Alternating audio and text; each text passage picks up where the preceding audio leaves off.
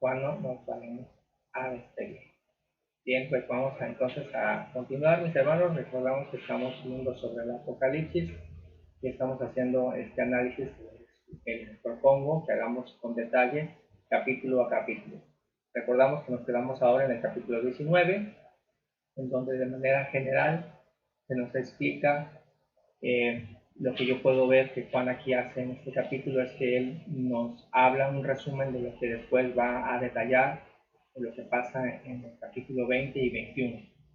Entonces ya habíamos visto que primero del 1 al 6 nos dice acerca de que pues, en el cielo se dan alabanzas porque por fin, es una expresión que podemos ver, se ha juzgado a la Gran Babilonia, la ramera, la Gran Babilonia, la cual corrompió durante mucho tiempo a la tierra, a sus reyes, pero bueno, también entendemos que esta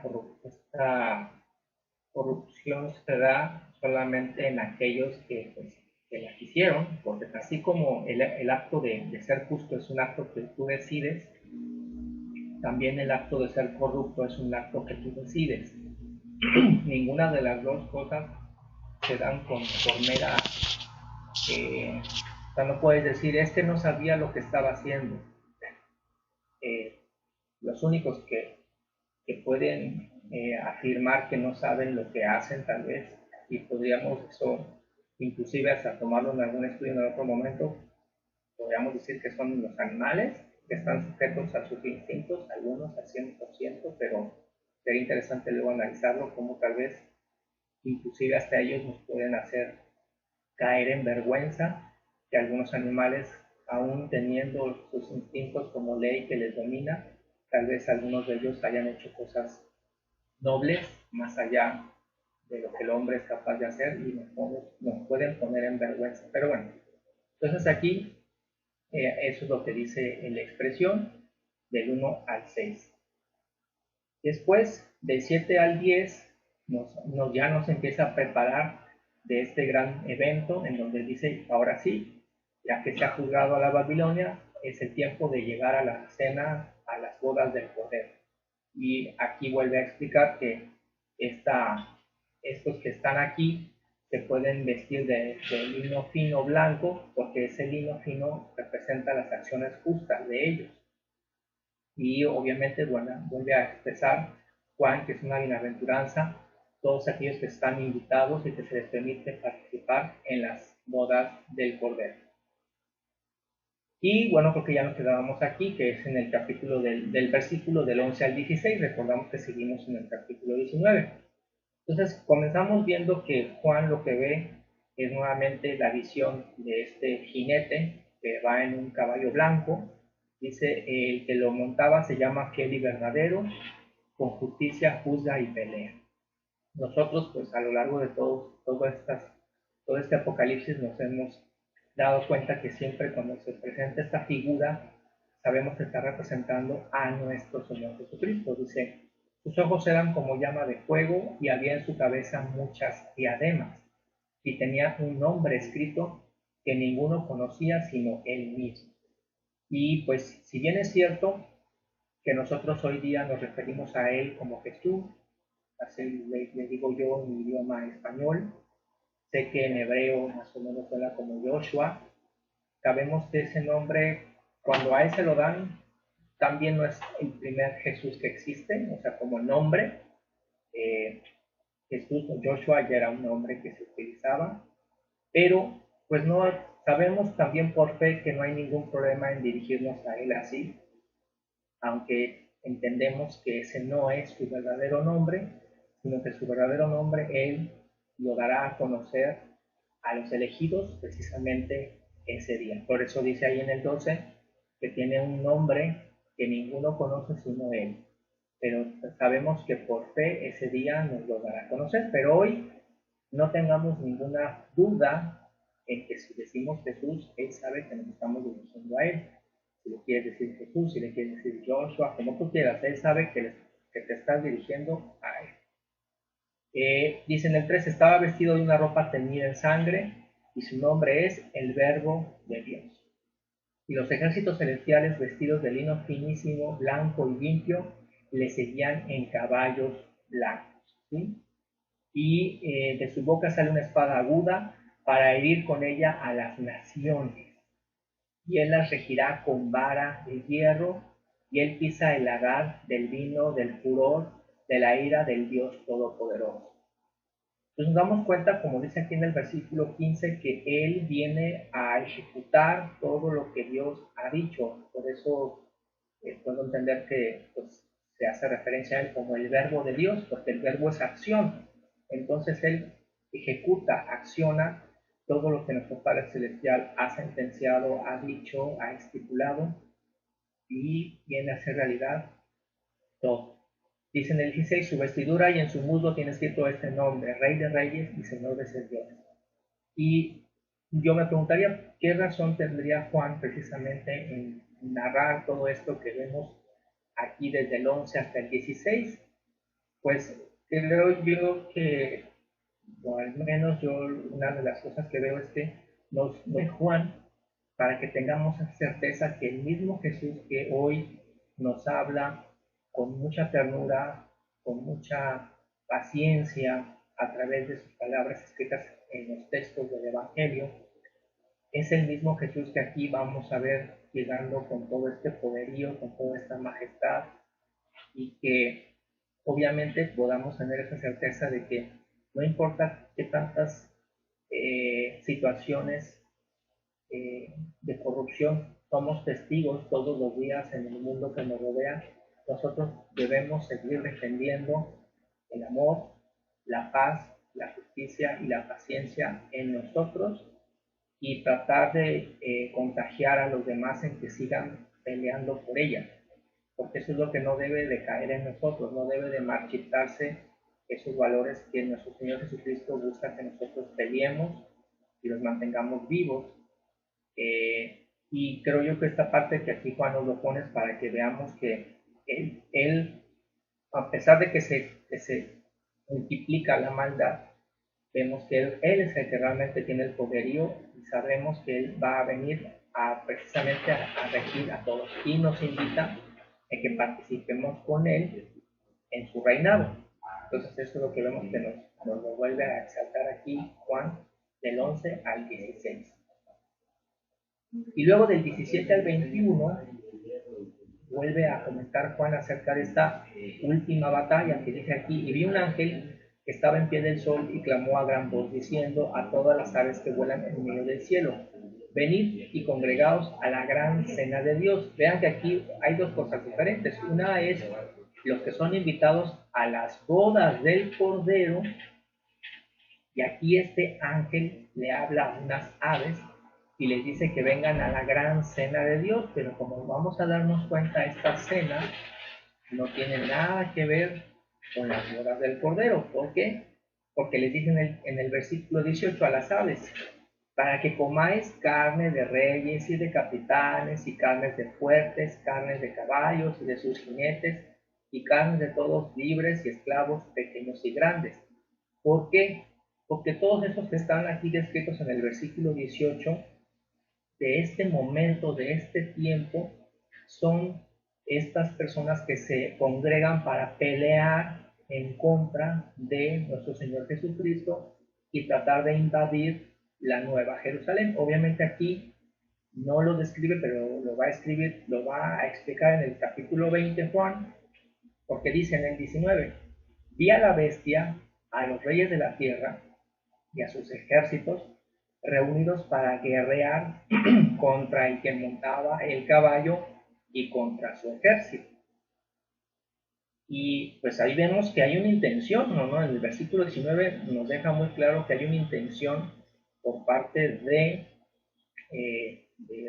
pues estas personas que están en ese momento viviendo en la tierra, que así lo deciden, pelear en contra de nuestro Señor Jesucristo, que ya está visible, que está ahí presente, y obviamente la Nueva Jerusalén. Pero repito, eso lo explica mejor en el capítulo 20.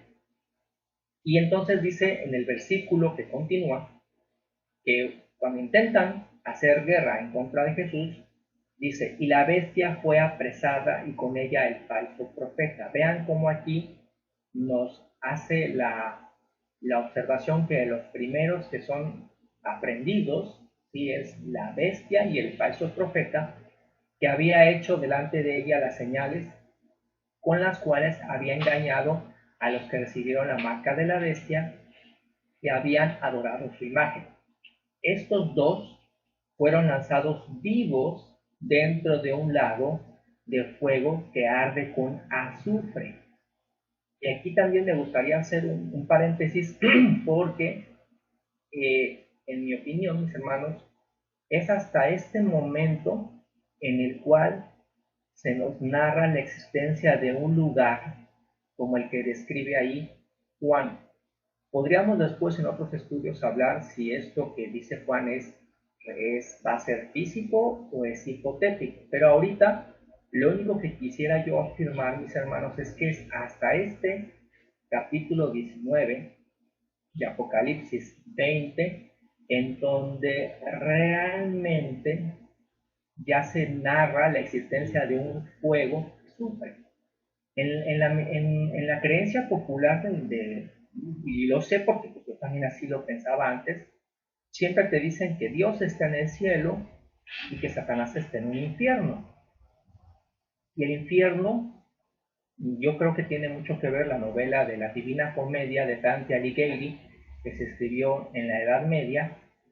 Pues supuestamente Dante describe que el infierno es un lugar que tiene, que son unos círculos que vas bajando cada vez más. O sea, comienzas en el primer círculo y vas bajando hasta que llegas a donde está Satanás, castigando a 3 individuos personalmente, ¿no? Se los come, los vomita y se los vuelve a comer y así se la pasa Satanás. Esa figura, toda esta idea de ese infierno, mis hermanos, que también sería interesante en otro estudio tratarlo, no existe en ninguna parte de la Biblia. No existe. Yo no sé, voy a poder investigar de dónde sacó esa idea Dante, porque no está. Tan solo el hecho de este fuego del lago con azufre no está. Yo podría proponer, mis hermanos, que este lugar aún no existe. Será creado hasta ese momento, porque debemos entender que si es Dios, nuestro Padre Celestial, Jehová, Dios de los ejércitos, no existe lugar que no haya creado Él. Satanás no crea lugares. Yo no sé de dónde sacamos la idea general de las personas que piensan que Satanás crea el infierno y que Él es el que vive ahí. Cosa totalmente ridícula, porque si pones atención a los textos bíblicos, pues entiende que Él es un ser muy poderoso, se opone a los designios de nuestro Dios, si es cierto, pero venía de lugares celestiales, porque dice, he aquí el que nos acusaba delante de Dios, y quién, el que dice eso, el que nos acusaba, que eso fue ya unos capítulos antes que leímos aquí mismo en Apocalipsis, es un ángel. Dice, bienaventurados los cielos y los que moráis en ellos, porque el que nos acusaba ya no está. Entonces, ¿en dónde moraba? ¿En dónde estaba Satanás? ¿En una cueva asquerosa, con azufre así como lo ponen las películas? No, él estaba allá y bajaba y venía y bajaba y venía hasta que lo corrieron de allá. Y por eso dice el ángel, ay de los moradores de la tierra, que el diablo ha bajado a la tierra teniendo grande ira. Entonces, ¿dónde vive? En la tierra, aquí. Y cuando se le presenta a Satanás a Jesucristo, ¿qué le dice? Mira, aquí están todas las cavernas más asquerosas de la tierra donde yo vivo, ahí metido abajo en el inframundo. Le dice así. ¿Qué le dijo? Aquí están los reinos de la tierra. Y están, ¿qué es un reino? ¿Una posilga? ¿Un lodazal? Son estancias hermosas. Y le dijo, todos estos reinos te los doy si postrado me adorares, me adorares. Ustedes me preguntan, ¿dónde está ahorita? Pues no lo sé, pero lo que sí sé es que no está, basándome obviamente en esto que estoy leyendo, no está en un lago de fuego y ahorita, no está ahí. Eso que la gente piensa de que existe el infierno porque él soñó y se fue allá y están las almas gritando, honestamente, con toda confianza, bueno, aquí digo que es ridiculez porque eso no está descrito en la Biblia. Hasta aquí, capítulo 19, versículo 20, nos dice que el Señor crea este lago de fuego y azufre para lanzar ahí primero. ¿Quiénes son los primeros que van ahí? La bestia y el falso profeta. Alguien me va a decir, oye hermano, ¿y qué pasa entonces con cuando Jesús dice la parábola de Abraham? ¿Se acuerdan? Bueno, es la parábola, no es la parábola de Abraham, es la parábola del mendigo y el rico. ¿Se acuerdan? Sí. Que hay un hombre que es muy pobre y que se encuentra viviendo al lado de un rico y es tan pobre que los perros le acompañan, está muy enfermo y cuando mueren los dos, dice Jesús que uno es a la de Lázaro, gracias. Uno se va al seno de Abraham, por eso me confundí con Abraham, y que otro se encuentra sufriendo en un fuego, ¿no?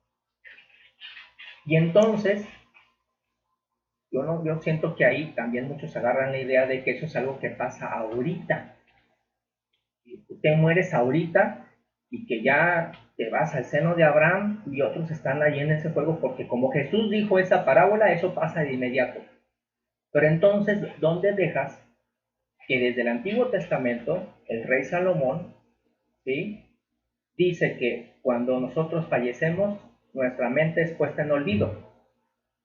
Y entonces, si nosotros al morir ahorita nos vamos al seno de Abraham, entonces ¿para qué viene la resurrección?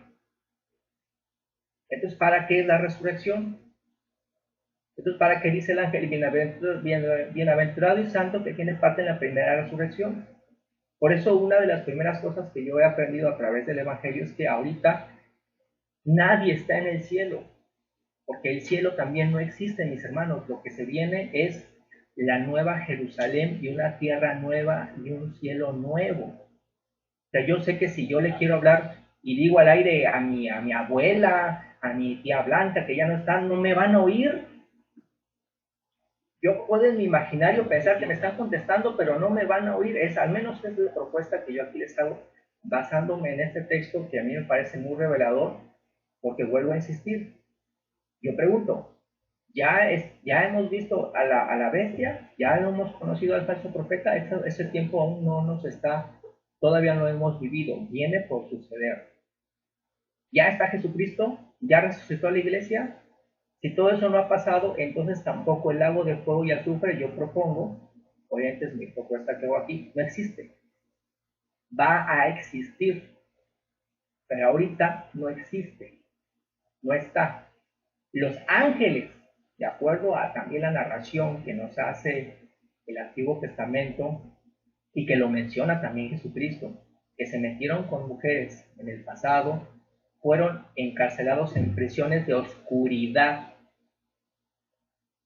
Y ahí dice, prisiones de oscuridad, no en un lago de fuego y azufre. Y tan es así que me parece que es Pablo que dice que nuestro Señor Jesucristo, cuando estuvo en el sepulcro, Jesucristo, durante esas tres días, él bajó a hablar con ellos, pero están en prisiones de oscuridad, no en sufriendo y gritando y son ellos, esos seres que nos narra la Biblia que Dios no los perdonó, sino que los llevó a prisiones de oscuridad hasta que venga el día del juicio. Entonces, bueno, este paréntesis que hice largo fue para que ustedes puedan ver, también se puede profundizar después, que hasta este versículo 20, que es cuando ya Jesús está aquí con la Nueva Jerusalén, con la iglesia resucitada, ¿sí?, es cuando se crea este espacio que es el lago de fuego y azufre, y los primeros en ir ahí, fíjense que no es el diablo el primero que va ahí, los primeros que son lanzados ahí son la bestia y el falso profeta, ¿sí? Y las demás personas, dice el 21, fíjense, las demás personas que estaban combatiendo a Jesucristo en ese momento, dice, fueron muertos con la espada que salía de la boca del que montaba a caballo, y todas las aves se saciaron de las carnes de ellos. ¿Sí? Vean cómo esa gente que en ese momento decide pelear contra Jesús, esta es la que yo también es la pelea del Armagedón. Esta es la pelea del Armagedón, cuando estas naciones que en ese momento están vivas intentan hacer guerra contra nuestro Señor Jesucristo y la iglesia y no pueden. Porque aquí les vuelvo a insistir, en el capítulo 20 nos lo vuelve a narrar Juan, y ahí es donde ya él dice que el campo de batalla es Armagedón, ¿sí? Pero vean cómo aquí desde el 19 ya nos lo narra de manera anticipada Juan. Y vean que aquí nos dice que las personas que estaban queriendo pelear fueron muertas por la espada que sale de nuestro Jesucristo. Entonces, los hechos narrados en este capítulo 19 son, primero, las alabanzas a Dios porque la Babilonia ha sido destruida. Dos, bienaventuranzas por los que participan en las bodas del Cordero, que es otra forma de decir la primera resurrección. Tres, pues el que está nuestro Señor Jesucristo para gobernar a la tierra. Y cuatro, nuevamente la última batalla inspirada por la bestia, el falso profeta y Satanás y las naciones que intentan invadir la santa ciudad, pero no pueden y Dios los consume. Y diría yo, y se crea este lago de fuego y azufre, o no sé si Dios ya lo tenga preparado, pero es hasta aquí cuando realmente se le da uso.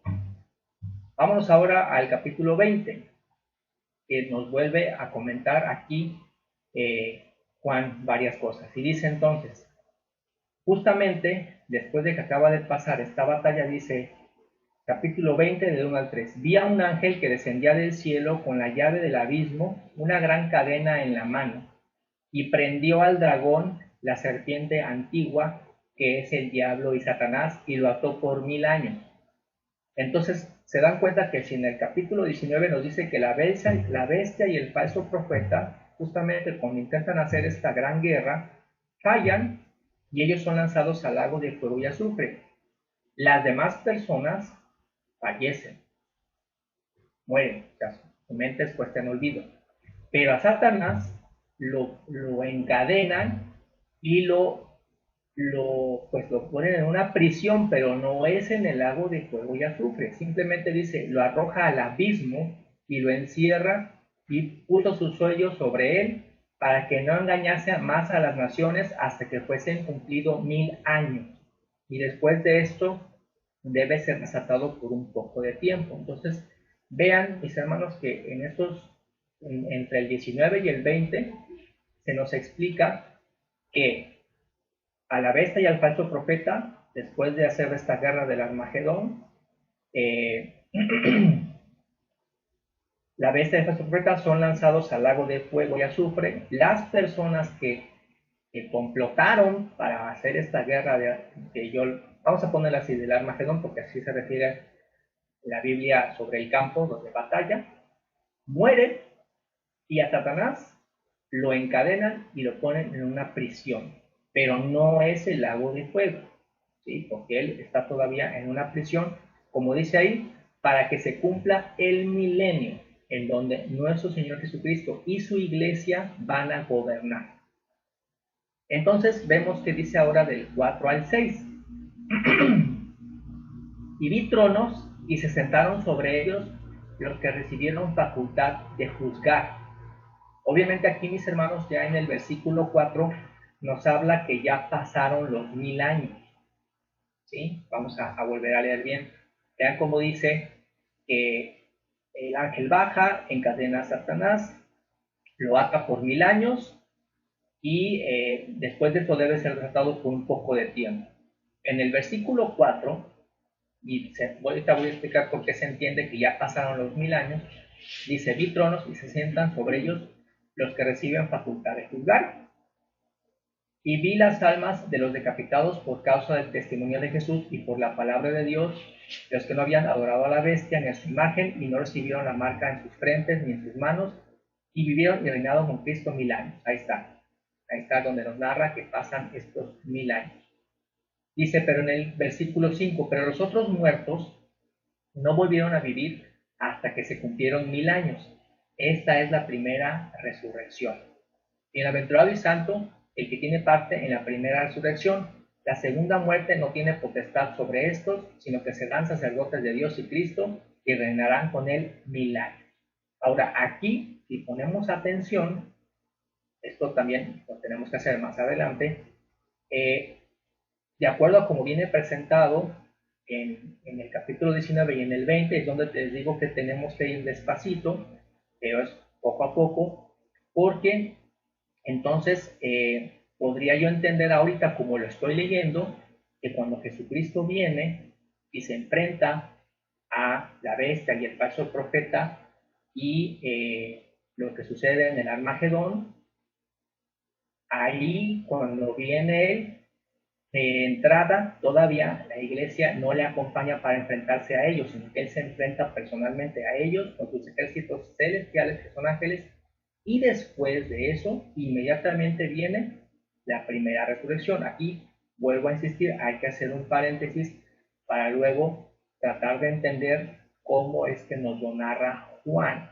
¿sí? Al final de cuentas, las cosas van a suceder, es algo que es muy claro. Y el que nosotros le atinemos en qué orden van a pasar las cosas, eso no cambia que van a pasar como deben de pasar, tal y como Dios lo ha planeado. Es simplemente un ejercicio que hacemos nosotros para tratar de entender las cosas, pero recuerden que al final de cuentas, mis hermanos, lo que cuenta en nosotros y en cualquier persona es que nosotros mantengamos la fe en el amor, la justicia, la verdad, la paciencia, pues lo que es todo lo que engloba el amor, mis hermanos, porque aquí lo que se está peleando es la vigencia de la palabra amor. Cuando nos lo ha dicho nuestro hermano en sus estudios pasados, si Dios es amor y Dios es justicia, ¿qué nos decía nuestro hermano Pablo? ¿De acuerdo? Hacemos rápidamente, ¿qué le decía Jehová al pueblo? ¿Qué es lo que le dice Jehová a nosotros hasta el día de hoy a través de Jesucristo? Yo soy santo, sean ustedes santos, porque sí se puede, ¿sí? La idea de que, es que el hombre con todas sus debilidades y con todos sus defectos no puede ser santo. No, señores, si nuestro Señor Jesucristo nos dice que Jehová dice que podemos, entonces debemos de creerle a Dios que podemos, ¿sí? Hay que intentarlo. Por eso dice, el que sea limpio, límpiese más. Pero también el que quiera ser sucio, pues ensúciese más ya si quiere, porque pues es lo que quieren. Tú eliges. Entonces, digo esto, mis hermanos, porque sí, alguien dirá, bueno, ¿y para qué nos enredamos tantos? Si alguien puede decir, no, es la iglesia llega y participa en la guerra del Armagedón.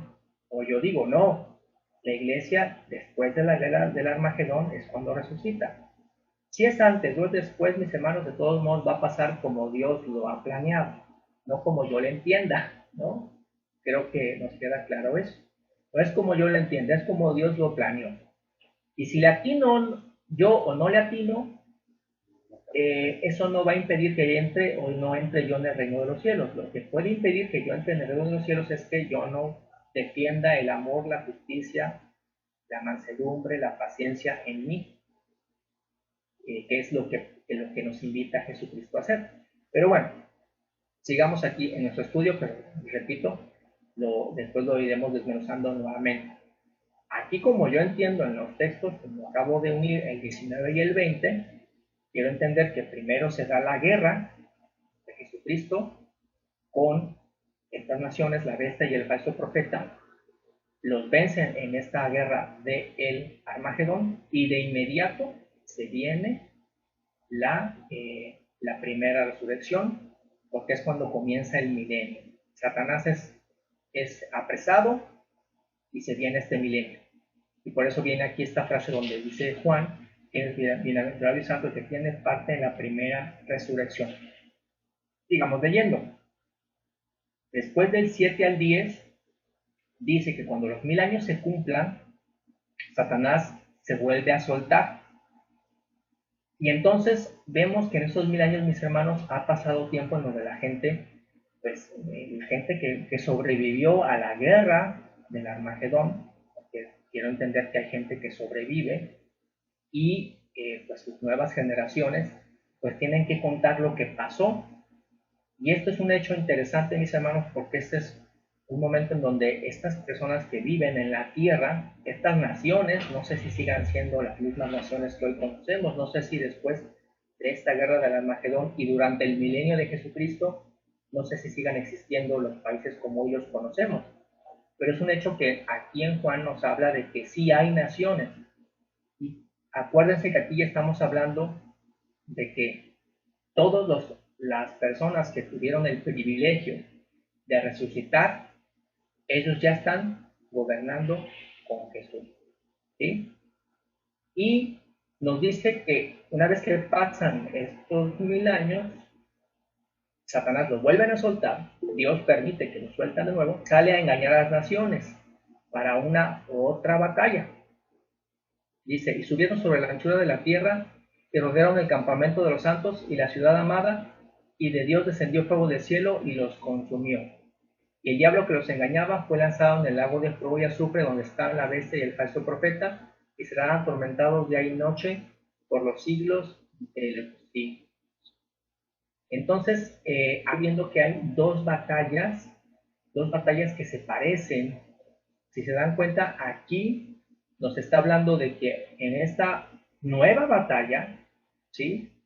Satanás liderea con las naciones que así lo desean para tratar de invadir la santa ciudad. Y sin embargo, vean, acá,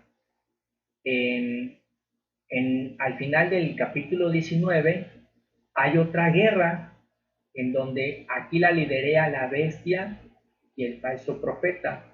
Dice, reunidos para guerrear contra el que montaba el caballo su ejército. Entonces aquí es interesante, mis hermanos, destacar, necesito revisar entonces en el texto anterior a cuál de las dos es a la que Juan le llama Armagedón.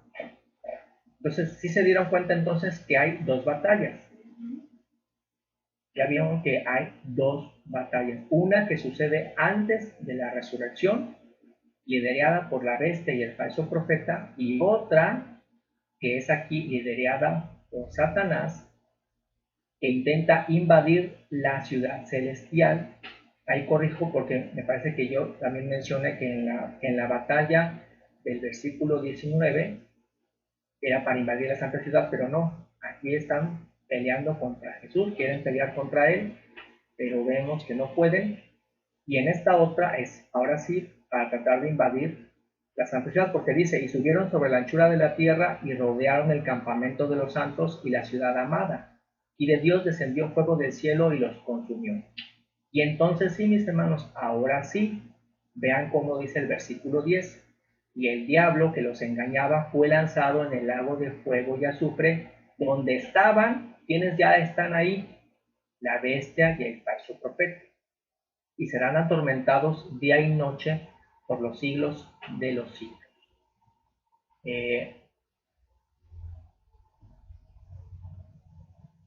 Entonces, así es, aquí mi hermana Elia nos pregunta, dice, ahora sí estoy viendo aquí las preguntas que habían puesto. ¿Será la primera resurrección y sigue la vida en la tierra? Así es, mi hermana. Como yo estoy ahorita haciendo esta explicación por lo que leo entre el capítulo 19 y el 20, exactamente, cuando se viene la primera resurrección, la iglesia resucita y todos los que son, como dice ahí el 6, ¿no? Bienaventurado y santo, el que tiene parte en la primera resurrección, la segunda muerte no tiene potestad sobre estos, sino que serán sacerdotes de Cristo y reinarán 1000 años, pero van a reinar sobre una tierra que tiene todavía también personas que siguen viviendo, que no están transformadas, personas que están aquí en la tierra y que sobrevivieron a la primera batalla, que no fueron muertas en esa primera batalla, de la bestia y el falso profeta. A ver, preguntas. Me gustaría, creo que vamos a dejarlo ahorita por aquí para que en este tiempo, los 5 minutos, me puedan preguntar de viva voz.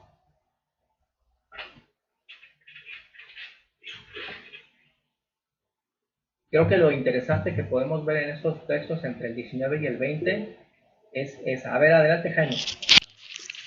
Un comentario y a título personal. No se oye, Jaime. Ya. Es un comentario y a título muy personal. Dentro de del estudio del Apocalipsis hay 3 escuelas de interpretación.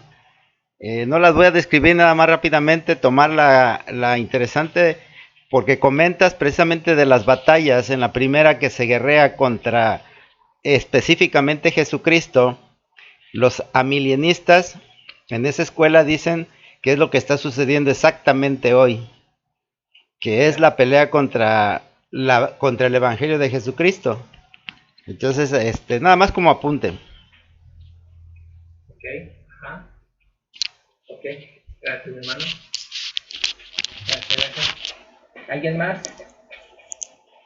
Si sienten que voy muy rápido, díganme, a ver, hermano, ¿qué quisiste decir? Acuérdense que todas estas son ideas que estoy exponiendo entre ustedes y que intento explicar, pero todas son ideas que pueden mejorarse. Adelante, Ricardo Polita. Te estoy entendiendo, pero ahorita ya me confundí con lo que dijo Jaime. A ver, explícame, o Jaime. No, mira, no te preocupes. Lo que agrega nuestro hermano Jaime, que esto también se puede explicar más adelante. Si se dan cuenta, digo, no soy la única persona que intenta explicar qué nos dice Juan en el Apocalipsis. Hay diferentes propuestas de personas que... No, sí, está bien claro. Para mí, en mi opinión, esta parte que Juan narra, yo diría que esto aún no pasa. Yo siento que Juan sí narra que físicamente Jesucristo se hace presente y que físicamente la bestia y el falso profeta literalmente intentan pelear contra él con las naciones que así están aliadas con ellos. En la idea que nos presenta nuestro hermano Jaime, que existe, es una idea de un grupo de personas, hablan de que tal vez ahí Juan está hablando de manera metafórica y que esa batalla no es física, no es visible, sino que es como hoy, en donde vemos que el Evangelio, pues hay una guerra, digamos, oculta hoy día, porque si bien es cierto que no nos prohíben leer el Evangelio, no nos prohíben leer la Biblia, pero digamos que todo el entretenimiento y las distracciones que el mundo ofrece, cada vez más distracciones, cada vez más entretenimiento, cada vez más placeres, dirían que eso es lo que intenta decir Juan. Bueno, estas personas, que esa es la batalla de el profeta contra la iglesia. Todo este cúmulo de facilidades, entretenimiento, distracciones, placeres, también unido con la corrupción, la violencia, que intenta ahogar a la palabra de Dios. Se dan cuenta, pues son 2 ideas, ¿no? Yo soy de la idea de que creo que más bien Juan sí dice un hecho físico que va a ser visible, que es literalmente la bestia y el falso profeta con las naciones peleando con armas, tal cual, tratando de vencer a Cristo, que es cuando Él se hace presente. Es decir, veo que cuando Jesucristo se hace presente, la primera reacción del mundo es contraatacar. Bueno, de los que creen que pueden contraatacar, ¿no? Pero de acuerdo a como veo en el versículo 19, pues no pueden, no se puede. Pero simplemente lo que explica nuestro hermano Jaime, ¿no? Que existen estas dos, digamos, corrientes, ¿no? Unos que piensan que habla de forma metafórica y, por ejemplo, yo que pienso que no, que es algo que aún no ha pasado, sino que eventualmente sucederá y que será algo visible, físico. Las naciones, o sea, tal cual, apuntando armas, cañones, cohetes contra Jesús y decirles, dispárenle, que ahí viene. Y Jesús, borrándolos, así, pum, no sé cómo lo va a hacer, pero esa es la idea que yo manejo, que así va a ser. Y está claro, está escrita. Los demás pueden pensar muchas cosas y pueden deducir. Ajá. Pero tú estás de acuerdo en la Biblia. Ajá, Ok. pero también es importante aclarar, mi hermana, que como yo lo mencioné al momento, en esto está bien que tengamos a veces ideas diferentes, pero siempre tengamos en cuenta que independientemente de cómo lo interpretemos, de que va a pasar, va a pasar. Eso es cierto, va a pasar. Y que va a pasar como Dios realmente lo haya planeado, no como yo le haya entendido. Si yo le entendí de cabeza, no importa. Lo que sí importa es que nosotros recordemos mantener, vuelvo a insistir, nuestra fe, nuestra templanza, nuestra fidelidad, el amor, la paciencia, porque esos son nuestros hechos. Vean que de una u otra manera, vean cómo repite el Apocalipsis que dice siempre que por los hechos de las personas, como dice, se les dio potestad de vestirse de blanco porque son sus hechos. ¿Sí? Es cierto, también lo hemos dicho y lo conocemos, dice, no es del que corre ni del que quiere, sino del que Dios tiene misericordia. También para que nadie se pueda vanagloriar de las cosas que hace, para que nadie diga, pues es que yo di 10 millones de dólares al bar a 20,000 personas del hambre. Y una persona muy triste diga, ay, pues yo solamente ayudé a mi hijo a hacer la universidad. Y pues no, no, no, no, de ninguna manera. Para que nadie haga comparaciones de las obras, no va por ahí. No va por ahí la manera en que Dios aprecia el esfuerzo que hacemos nosotros. Hasta dar un vaso de agua, mis hermanos, hasta dar un vaso de agua con alegría, con entusiasmo, de corazón, vale tanto como el que está ayudando a salvar la vida de alguien que lo está haciendo también con corazón y con alegría. ¿Sí me entienden, mis hermanos? Adelante, mi hermana Verónica. Pues yo pienso, como dices tú, que el Apocalipsis pues va a venir primero a derramar mucha sangre de todos los malos, o sea, y ya después los buenos van a vencer, y esos buenos que vencieron, después van a venir otros buenos, que va a ser en la segunda muerte, o sea, en la segunda resurrección, como tú lo entiendes, y después van a estar vivos ya los buenos otra vez, y ya va a reinar otra vez Jehová entre todos, y todos vamos a estar santos, ya santificados, y reunidos con el Señor Jehová y con Jesús y sus ángeles. Eso yo así lo entiendo al Apocalipsis y es todo. Gracias, Marita, gracias. Bienvenido a tus comentarios. Y bueno, aquí vuelvo a insistir, mis hermanos, permítanme concluir ahora sí que ya casi acabamos porque realmente el Apocalipsis tiene 21 capítulos, nada más nos falta el 20 y el 21, y luego poder hacer esa unión para que veamos en dónde se repiten las ideas, en dónde están las ideas unas con otras. Se los voy a poner rápidamente, pero ahorita no lo vamos a platicar, pero es nada más para que vean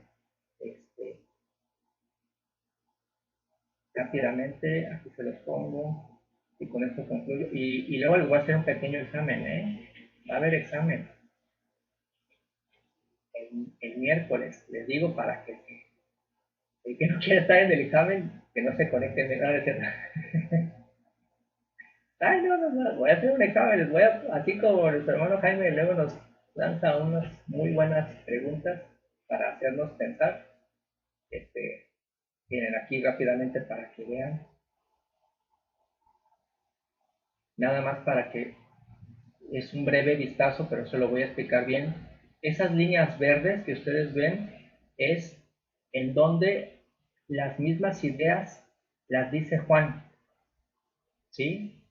Aquí la dice en este capítulo, pero está presente acá y también está aquí, pero también está presente acá y también está aquí y también está presente allá. O sea, es muy interesante ver, por eso es mi idea de todo este esfuerzo que hago con ustedes de presentar el Apocalipsis, es que el Apocalipsis es un libro que no se puede leer, no necesariamente se debe leer de forma lineal.